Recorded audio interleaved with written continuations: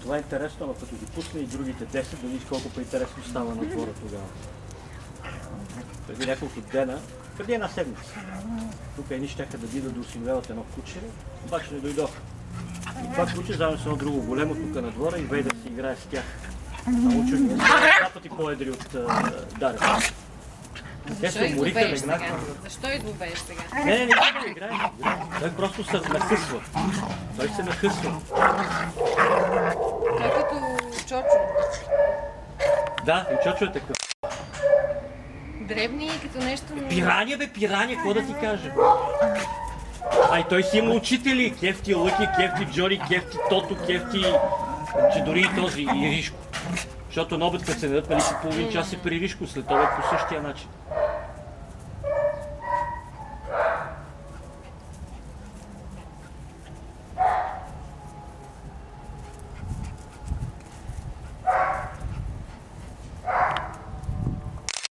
Ние горе паси берат пишките, чуваш ли? Това е Джони. Той обича да прави това.